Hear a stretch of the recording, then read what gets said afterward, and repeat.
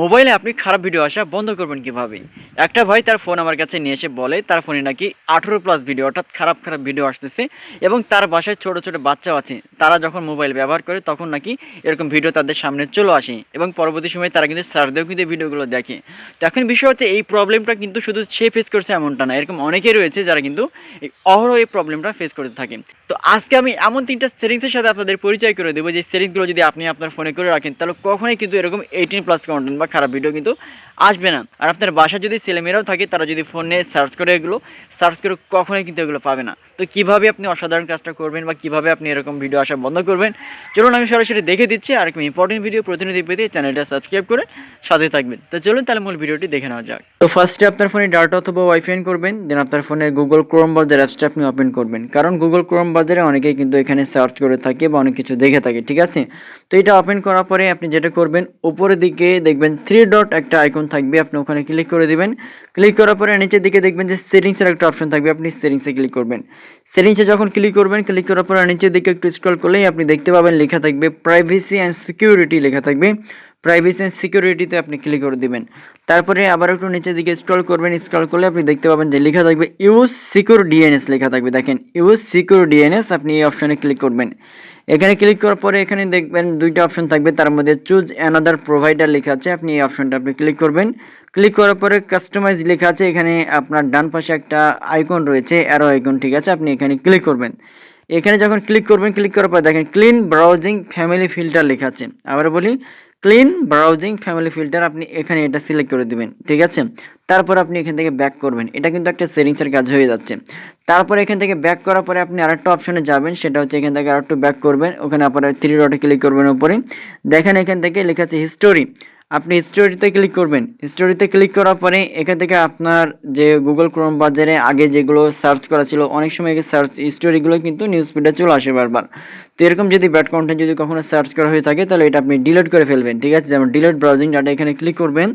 এখানে ক্লিক করার পরে এখান থেকে অল টাইম আপনি সিলেক্ট করে দেবেন। এখান থেকে যদি এখান থেকে 15 মিনিট বা 1 ঘন্টা 2 ঘন্টা 4 উইক এরকম যদি থাকে, অল টাইম সিলেক্ট করে আপনি এখান থেকে সবগুলো টিক মার্ক করে দিবেন।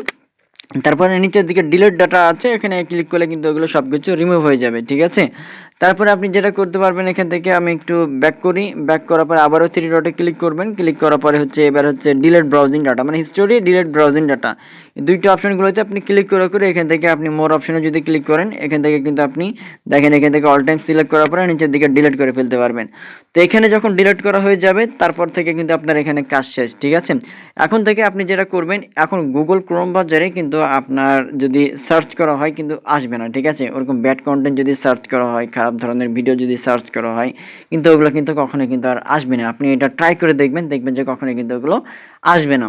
তো এরপরে আপনাকে আরেকটা সেটিংস করতে হবে, ঠিক আছে। এই সেটিংসের জন্য আপনাকে যেটা করতে হবে, আপনার ফোনে যে সেটিংস আছে, আপনার ফোনের সেটিংসটা আপনি ওপেন করবেন। ওপেন করার পরে এখানে সার্চ বারে যেয়ে আপনি সার্চ করবেন যে ডিএনএস লিখে, দেখেন লিখলাম ডিএনএস। তারপরে দেখবেন যে এখানে এরকম একটা অপশন চলে আসবে প্রাইভেট ডিএনএস, আপনি প্রাইভেট ডিএনএস এ ক্লিক করবেন।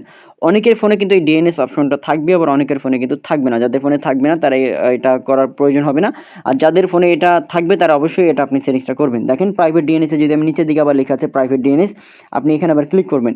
এখানে ক্লিক করার পরে অনেকের ফোনে অটো করা থাকে, অনেকের ফোনে অফ করা থাকে, ঠিক আছে। বাট আপনি দেখবেন, আপনি সিলেক্ট করবেন private DNS provider host name লেখা আছে 3 নম্বর অপশন, এটা আপনি ক্লিক করবেন। ক্লিক করার পরে এখানে দেখেন একটা লেখা আমার কিন্তু অলরেডি অ্যাড করা আছে, যে family.adgard/dns.com, আপনি এটা কিন্তু লিখে দিবেন family.adgard. মানে সরি family.adgard স্ল্যাশ মানে মাইনাসের মতো অপশন যেটা, তারপর dns.com, এটা আপনি লেখার পরে এখানে আপনি সেভ করে দিবেন। যখন আপনি এখান থেকে সেভ করে দেবেন, এটা কিন্তু সেভ হয়ে যাবে। দেখেন এখানে কিন্তু সেভ হয়ে আছে আমার, ঠিক আছে, সেভ হয়ে আছে। এখন থেকে যেটা হবে, আপনার ফোন থেকে কোনো হচ্ছে আর 18 প্লাস এই কন্টেন্টগুলো কিন্তু আসবে না, অটোমেটিক্যালি এটা আপনার গার্ড হিসেবে কাজ করবে, সেভ হিসাবে কাজ করবে, সেভ করবে আপনাকে সম্পূর্ণ, ঠিক আছে। সো পরিশেষে আমি একটা কথাই আমি আপনাদেরকে বলবো, যে হচ্ছে এই ভিডিওটা ইম্পর্টেন্ট, ভিডিওটা প্রতিনিয়ত পেতে এরকম আপনি অবশ্যই চ্যানেলটা বা পেজটা আপনি ফলো করবেন, চ্যানেল থেকে দেখলে এটা সাবস্ক্রাইব করবেন।